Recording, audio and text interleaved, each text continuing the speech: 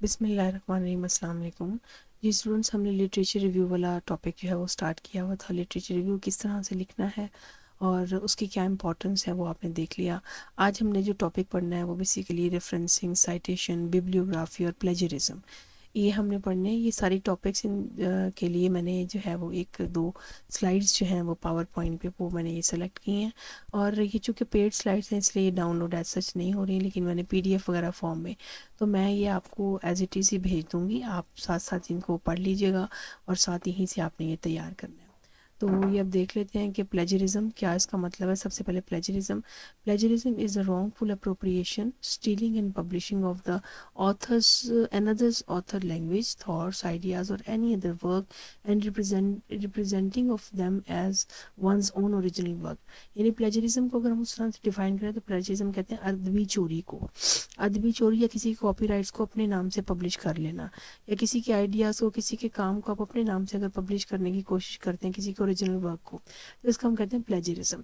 According to the Merriam Webster जो है ना वो ऑनलाइन डिक्शनरी के मुताबिक उसने बताया to steal and pass off the ideas और words of another as one's own.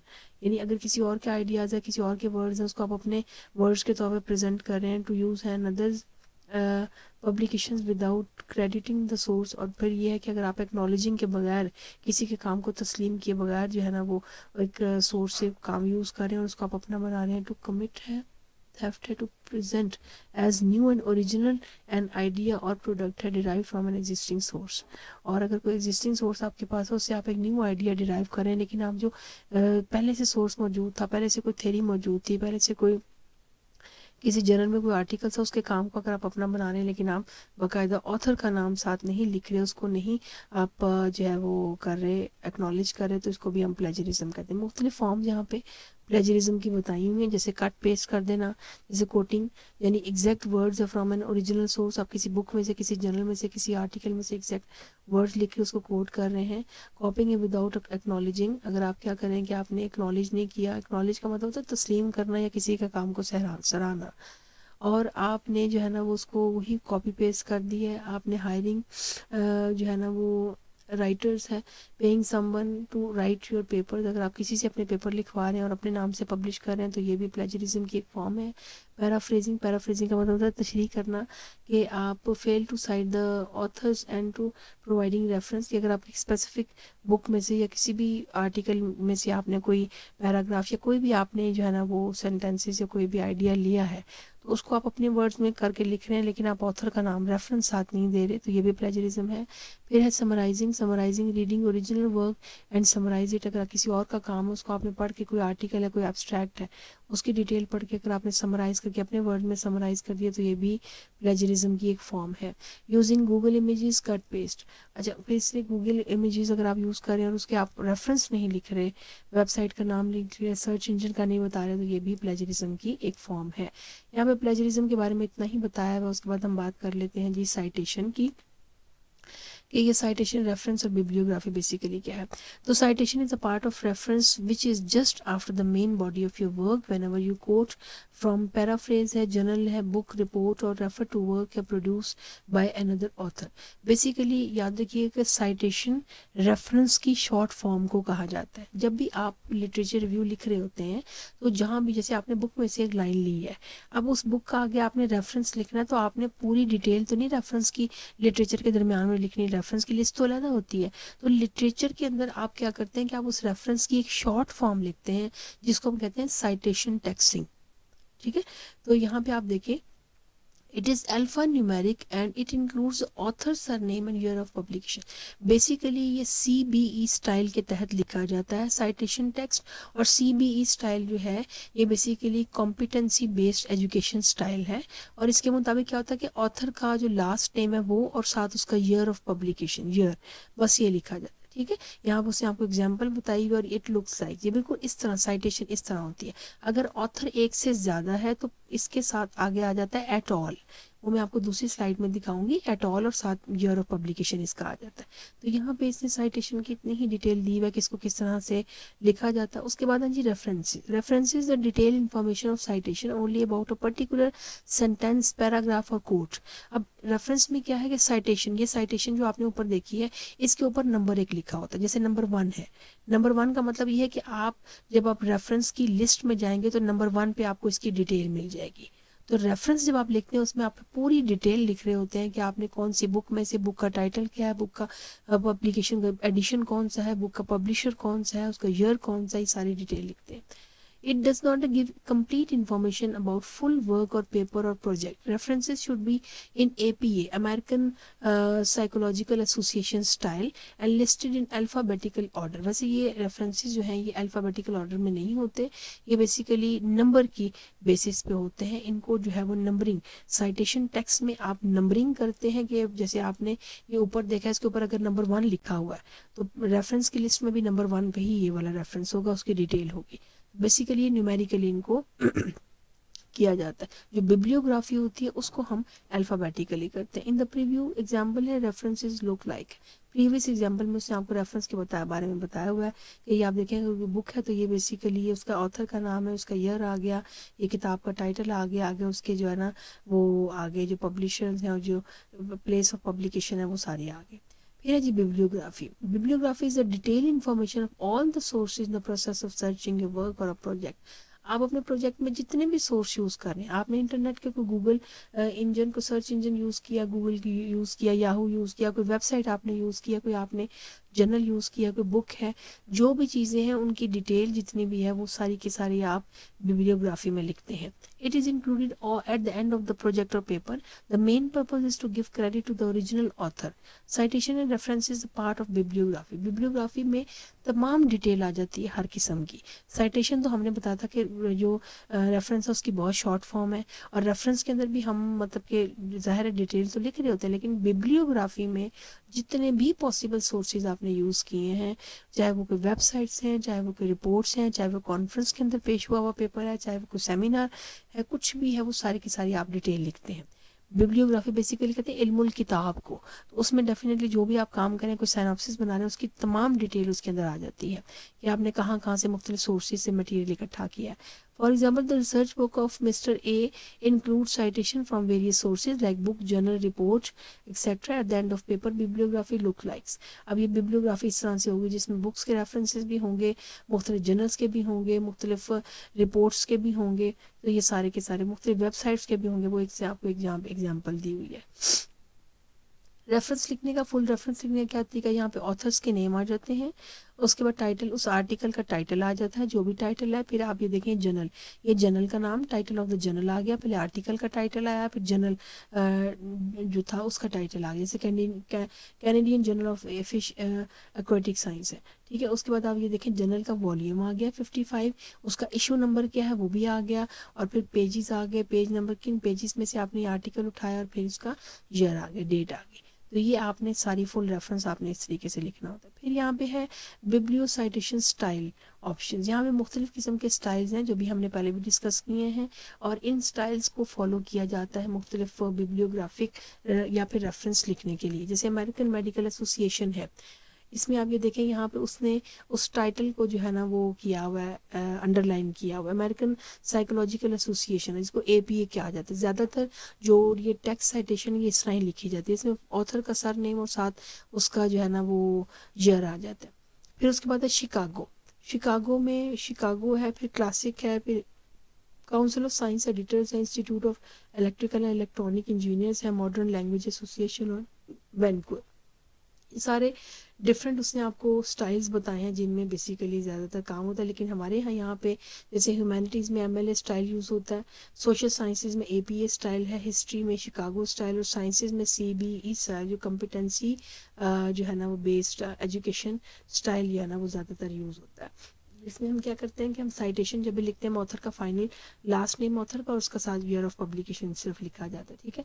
तो यहाँ पे बेसिकली ये वाले स्टाइल यूज़ होते हैं। यहाँ पे इतना ही हमने करना है इसमें से। फिर उसके बाद हम एक दूसरी जो है पावर पॉइंट पे स्लाइड्स है उसको हम निकाल लेते हैं और उसमें देखते हैं कि उसमें कौन सी डिटेल हमें दी हुई है। ये रेफरेंसिंग और साइटेशन के हवाले से थोड़ी सी और डिटेल है इस पावर पॉइंट के प्रेजेंटेशन में। व्हाट इज़ रेफरेंसिंग, इन्होंने डिटेल में थोड़ा सा उसकी डिफाइन किया हुआ, उसके क्या पर्पस हैं, क्या उसके इंपॉर्टेंस है, ये बताया हुआ है। Referencing is a standardise way of acknowledging the source of information ideas that you have use in your assignment and which allow the source to be identified. Reference का सबसे बड़ा फ़ायदा ये है कि आप तस्लीम कर रहे हैं, आप एक्नॉलेज कर रहे हैं, आप जितने भी सोर्सेज आपने यूज़ किए हैं इन्फॉर्मेशन के लिए, लिटरेचर रिव्यू लिखने के लिए, अपने थीसिस को रिपोर्ट लिखने के लिए, जितने भी, चाहे आपने कोई बुक्स यूज़ की हैं, जर्नल यूज़ किए हैं, आर्टिकल यूज़ किए हैं, आप उनको एक्नॉलेज कर रहे हैं और उनकी आइडेंटिफिकेशन लिख, पर्टिकुलर आइडेंटिफिकेशन उनकी रेफरेंसेस में डाल तो रेफरेंस बेसिकली आइडेंटिफाई करवाते हैं तमाम सोर्सेज को जो आपने यूज़ किए होते हैं। It is a method used to demonstrate to your reader that you have conducted a thorough and appropriate literature search. ज़ाहिर है प्रॉपर जब रेफरेंसेस होते हैं तो पढ़ने वाले को भी ये पता होता है कि ये बिल्कुल एक जो है ना वो एक थॉरो जो है वो आपने स्टडी किया है, वो डिटेल स्टडी के बाद आपने ये लिटरेचर रिव्यू लिखा है, इतना ज़्यादा आपने लिटरेचर सर्च किया, कैरीड आउट अप्रोप्रिएट रीडिंग है। With all referencing styles there are two parts to referencing, citing and reference list है। रेफरेंसिंग के अंदर दो चीज़ें होती हैं, एक साइटिंग का मतलब होता है कि आप उसकी शॉर्ट फॉर्म लिटरेचर के दरमियान में लिखते हैं, उन पूरी लाइंस के साथ जो आपने कहीं से जिस जहाँ से भी उठाई हुई हैं, और फिर आप रेफरेंस लिस्ट बना रहे होते हैं। अब रेफरेंसिंग ज़रूरी क्यों है? Referencing is important to avoid a plagiarism, to verify quotations and to enable readers to follow up what you have written and more fully understand the cited authors work. सबसे बड़ी बात है कि प्लेजरिज्म को avoid करने के लिए आप लिखते हैं कि आपने जो भी काम किया उसके पर्टिकुलर आपने वो जो दिए हुए हैं आपने रेफरेंस लिस्ट जो है ना प्रोवाइड की हुई है। आपने कॉपी पेस्ट करके, ये नहीं कि आपने एक्नॉलेज नहीं किया लिखने वाले को या काम करने वाले को, आपने साथ साथ जो है ना वो पूरे रेफरेंस भी दिए हुए हैं। इफ़ यू आप एक्नॉलेज कर रहे हैं जिसने भी काम किया हुआ है, if you don't acknowledge another writer's work है और idea, you could be accuse of plagiarism. और अगर आप ऐसा नहीं कर रहे, अगर आप कोई भी लाइंस किसी आर्टिकल्स में से उठा रहे हैं और अपने लिटरेचर रिव्यू में डाल रहे हैं लेकिन आपने ऑथर का नाम नहीं लिखा, आपने कोई रेफरेंस नहीं दिया उसका, तो इसका मतलब है कि आप मुजरिम हैं प्लेजरिज्म के। एक्यूज होता है मुजरिम, मुलजिम है, आप मुलजिम हैं, आप क्या आप प्लेजरिज्म कर रहे हैं, डेफिनेटली आप कॉपीराइट्स को चोरी कर रहे हैं। Accurate referencing is commensurate with good academic practice है, यानी वो हम आहंग होती है, कमेंसुरेट होता है जो हम आहंग हो, यानी साथ साइड बाय साइड चलती है। जितने आपने रेफरेंसेस एक्यूरेट लिखे होते हैं तो वो ये साबित करते हैं कि आपने एकेडमिक काम भी बहुत अच्छा किया है। ठीक है, आपका सारा जो काम था थ्रू प्रॉपर चैनल था, आपका रिसर्च डिज़ाइन, आपका रिसर्च क्वेश्चन, आपका लिटरेचर को सर्च करना, फिर लिटरेचर रिव्यू लिखना, ये सारी चीज़ें थी बड़ी प्रॉपर थी। Enhance the presentation of your work, it shows that your writing is based on knowledge informed by appropriate academic reading. You will ensure that anyone reading your work can trace the sources you have used in the development of your work.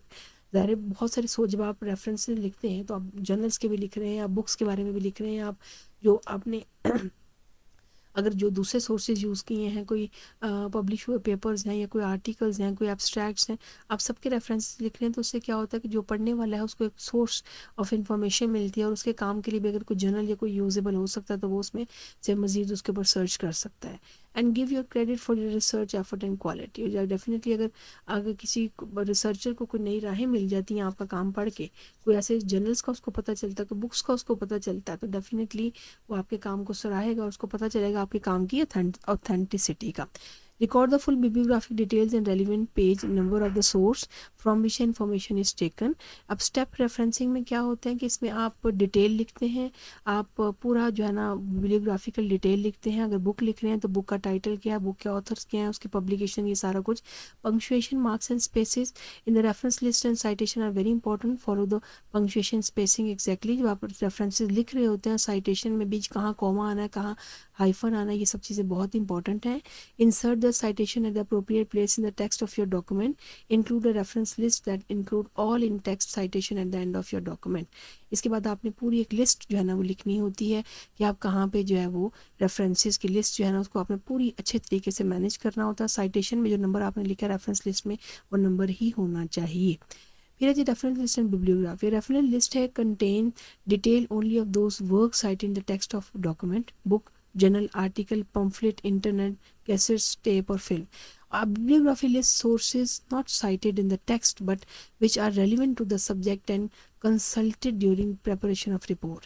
अब आप देखें reference और bibliography में क्या फ़र्क है कि reference के अंदर अगर आप देखें तो रेफरेंस में तो आपने सारी चीज़ें शामिल की हैं ना, बिब्लियोग्राफी की कोई और रेफरेंस की शॉर्ट फॉर्म भी लिटरेचर में मौजूद है जो आप साइटेशन करें, लेकिन बिब्लियोग्राफी की कोई शॉर्ट फॉर्म उसमें मौजूद नहीं होती. वो लिस्ट होती है जिसमें आप हर किस्म की जो भी सोर्सेज आपने यूज़ किए हैं वो आप लिख रहे हैं, लेकिन इसकी कोई शॉर्ट फॉर्म लिटरेचर में नहीं है कोई जिसके ऊपर नंबर लगा और आप जाके रेफरेंस को चेक कर लें, ऐसा नहीं है. A reference list should appear at the end of your report which with the entries listed numerically and in the same order that have been cited in the text. Reference जब आप लिखते हैं तो क्या होता है कि जो आप साइटेशन लिख रहे हैं, जो आप साइटेशंस लिटरेचर रिव्यू में लिख रहे होते हैं, वहाँ पे स्पेसिफिक नंबर होता है और रेफरेंस लिस्ट में फिर हमें वही नंबर नज़र आता है.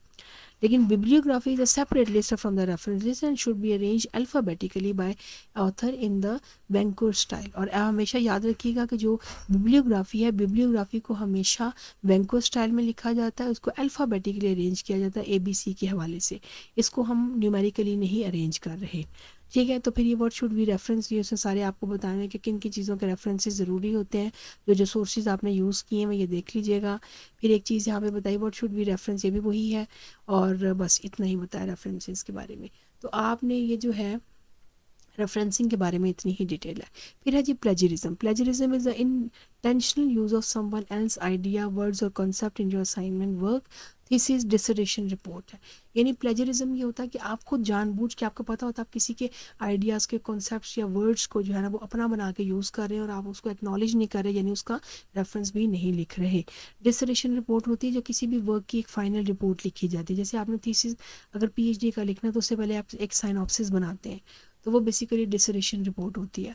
The best way to avoid being accuse of plagiarism is to acknowledge the resources upon which you have based your ideas. और डेफिनेटली प्लेजरिज्म से बचने का सबसे बड़ा जो है ना तरीकाकार ये है कि आप एक्नॉलेज करें, आप रेफरेंसेस लिखें, ऑथर्स के बारे में लिखें, वो सारी डिटेल लिखें कि आपने किन किन सोर्सेज से ये सारी डिटेल और मटेरियल इकट्ठा किया है. Plagiarism most commonly exists in four ways. The first is when the work submitted or presented was done by someone other than the one submitting the work. बाज़ औक़ात ऐसे होता है कि काम कोई और बंदा जमा करवा रहा होता है और किया किसी और ने होता है. ठीक है, और वो ये होता है कि अगर इस तरह का कोई काम है कि इस काम पीछे प्रैक्टिकल वर्क किसी और ने किया लेकिन सबमिट कोई और अपने नाम से करवा रहा है, तो ये भी प्लेजरिज्म की एक फॉर्म है. Secondly, if the whole work है such as an essay is copied from one another some other sources. बाज़ औक़ात ऐसे होता है कि एक पूरा काम आपने उठा के किसी का उसको अपने नाम से आप करना चाह रहे हैं, या आपने कोई भी एक सोर्स यूज़ किया लेकिन आपने उसका बाकायदा रेफरेंस जो है वो नहीं दिया, तो ये भी प्लेजरिज्म की एक फॉर्म है. फिर है a third type of plagiarism is when parts of the work are taken from another source and no reference is made to the original author. और ये वही है कि आपने काम कहीं और से लिया लेकिन जो असल ऑथर था उसका आप नाम एक्नॉलेज नहीं कर रहे, उसको उसका नाम नहीं डाल रहे, बल्कि आप किसी और किस नाम के साथ अगर उसको जोड़ के तो आप कोई रेफरेंस लिख रहे हैं, तो भी प्लेजरिज्म है.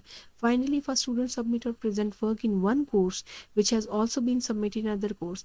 और बाज़ औक़ात ये होता है कि अगर एक कोर्स में हमारी, जैसे बहुत सारे स्टूडेंट ऐसे करते हैं कि अगर एक सेमेस्टर में एक कॉपी उनकी एक सब्जेक्ट है और एक कॉपी उन्होंने बनाई है, अगर नेक्स्ट सेमेस्टर में उसी सब्जेक्ट से कोई रेलिवेंट मटेरियल किसी कॉपी के अंदर मौजूद है तो वही वाली कॉपी चला लेते हैं, तो ये भी प्लेजरिज्म की एक फॉर्म है without the permission of the coordinator.